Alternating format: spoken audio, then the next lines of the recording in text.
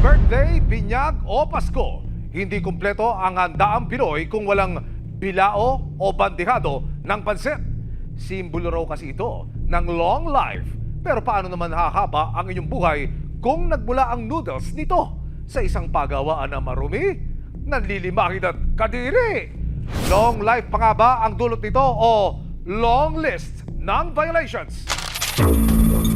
Dahil hindi na raw masikmura ang maruming pagawaan sa kanilang lugar, lumapit na sa resibo si Ariel, hindi niya tunay na pangalan. Yung sabay pagawaan po ng miswa at kanto, pag umuulan po, grabe po ang sahig. May mga uod, ganun po, tapos malapit po sa kanal. Yun po yung nag-udyok din po sa akin para po may ayos yung pabrikan. Idinetalyo ni Ariel ang kalagayan ng pabrika ng noodles ng Kanton at Miswa sa Bustos, Bulacan. Hindi raw uso nito pagsusot ng gloves, face mask at hairnet habang inihahanda ang mga Kanton at Miswa. Hindi rin uso ang mesa dahil ang sahig lang sapat na. Manong-manong minamasa ng tao, walang proper tools ang manggagawa. Nakahubad, tinatapakan. Tapos, bago po siya ilabas, yung lupa po na pinaglalabasan nila, sumasahid po ang pansit. Tapos pag niluto po siya, ganun din po, marami pa rin po. Pagtapos iluto, yung babagsakan po. Semento lang po, wala po siyang kalinisan. Sa halagang 86 pesos, mukhang patok at swak sa bulsa. Itong Unicorn Special Canton sa ilang palengke sa bayan po ng Bustos dyan sa Bulacan. Dito pa lamang sa packaging, mukhang legit naman. Narito ang brand, address, pero sa likod nito, walang mababasa ang mga mamimili ng iba pang detalye tungkol sa produkto tulad ng ingredients, nutrition facts at iba pa.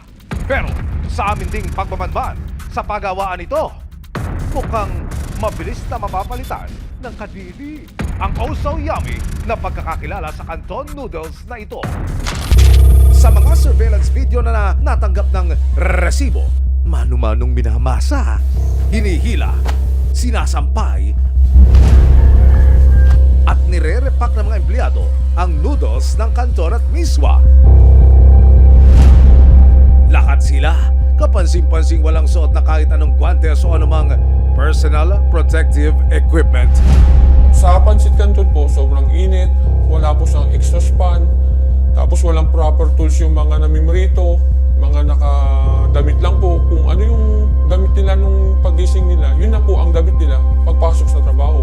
Wala pong bota, basa po lagi ang paa ng mga namimerito ng pansit canton. Dagdag pa ni Ariel, tila pang forever na raw ang mantikang ginagamit dito. Sana oil. Merong paulit-ulit, merong sinasamahan ng bago po. Hinahalo po yung luma sa bago. Pero yung pinaglalagaan po, hindi po pinapalitan yun. Hanggang matapos po yun, kung ano po yung tubig na nakalagay, yun at yun lang po ang tubig mo. Ang paggawaan ng pansit, animal friendly daw but not in a good way. Kung makikita ka mga hayop na pag-alagala, tulad ng mga pusa, manok, minsan po, nadudumihan na po yung miswa ng dumi ng manok. Para daw sa kaligtasan ng mga tumatangkilik sa mga produktong ito, panawagan ni Ariel. Yun nga po, maipaayos yung pabrika, bigyan ng malinis na lugar para sa finished product. Siguraduhin po natin na nasa maayos at kalidad po yung paggawa ng mga kakainin natin at ipakakain sa ating mga anak. Kaya ako lang din po sinasabi para aware din po kayo. Sa aming pagsasaliksik sa online portal ng Food and Drug Administration ng FDA, natuklasan ng resibo na may nauna na palang advice tungkol sa Unicorn Special Canton at Unicorn Special Miswa. Ayon sa FDA, wala itong mga Certification of Product Registration o CPR at hindi raw dumaan sa evaluation process ang mga produkto. Dahil dito, nag-issue ang FDA ng paalala na huwag tangkilikin ang mga pasaway na produktong ito. Ayon na rin sa FDA, walang hawak na anumang lisensya o registration ng Shunfa Food Products na siyang gumagawa ng Special Canton at Miswa. Upon verification ko, wala silang license to operate. And in fact, meron po tayong advisory. It was dated last 2019 kung saan po pinagko-comply po natin ang Shunfa Food Products para po magkaroon sila ng license to operate. Ganon din po ang kanilang mga food products para magkaroon ng Certificate of Product Registration or CPR.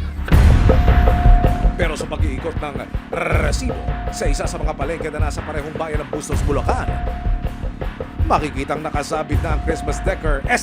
Ang mga pansit!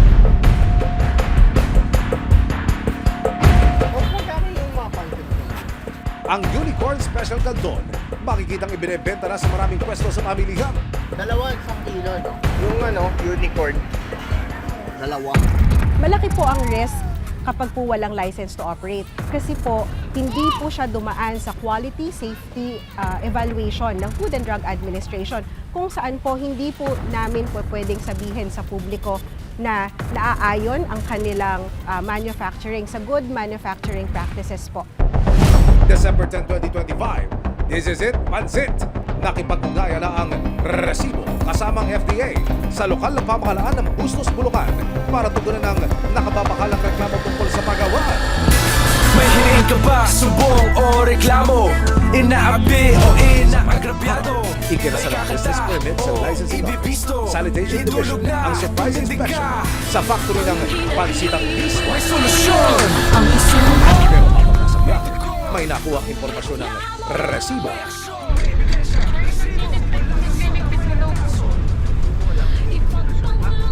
Opo, sa may nag-tip.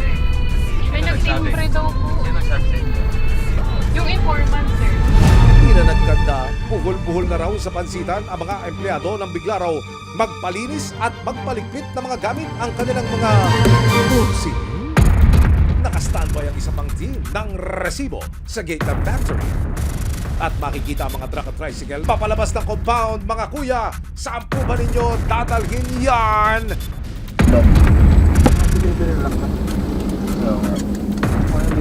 Ayan ba isa? Pagdating ng resibo at ng mga otoridad sa location, pinayagan ng kumpanyang Shunpa Food Products na pumasok ang mga otoridad at ang resibo.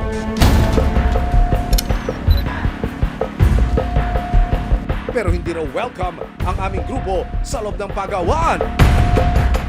Ang may authority po talaga na pumasok ay by the virtue of the sanitary. Dito naman tayo. Opo. Siguro kung ano yung complaint, right away, ipuntahan na natin. Ang sa amin po, especially for the Food and Drug Administration, is really for the safety of all our consumers, no? Especially if it poses health risk. Sa ginawang inspeksyon ng Food and Drug Administration at lokal na pamahalaan, kitang-kita ang mga nakasampay na mismo sa ibabaw ng basa at maputik na sagig. Agaw pansin din ang nanggigitatang lutuan na umuusok pa. Maraming langaw kanina doon sa vicinity. Tapos nakakita rin po tayo na nasa floor lamang yung kanilang mga products, no? So ibig sabihin, yung dapat po kasi at least elevated, nakalagay man lamang sa paleta para hindi pumapasok yung mga contaminants. Kanina nakakita po tayo ng mga mantika, no? Na mukha naman na maiitim na. So mukhang ito ay paulit-ulit na ginagamit. Ito ay prone sa contaminant and nagpo-pose ng health risk po sa atin. Meaning, hindi po ito sumusunod sa good manufacturing practices po. Mayroon naman daw mga karampatang permit ang pagawaan mula sa lokal na pamahalaan pero ayon sa FDA. So far, we have seen mayor's permit. They also have the DTI permit, no? However, upon checking, wala pa po silang valid license to operate. Kung wala po kasi silang license to operate, definitely wala din po silang Certificate of Product Registration. Marami po silang dapat gawin. Kasi sa nakita po natin kanina, mukhang kailangan po ng matinding paglilinis.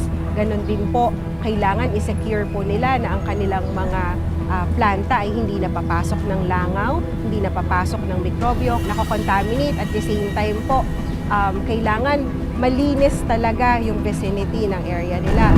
Ayon naman sa lokal na pamahalaan ng Bustos na siyang may kapangyarihan para magpasara ng establishmento at magpatigil ng operasyon.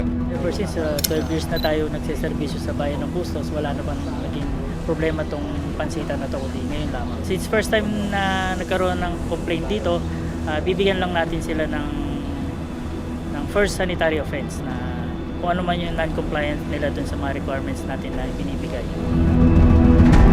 Maaari po na first time nilang nakakita or nakarinig ng reklamo dito sa establishmento na ito.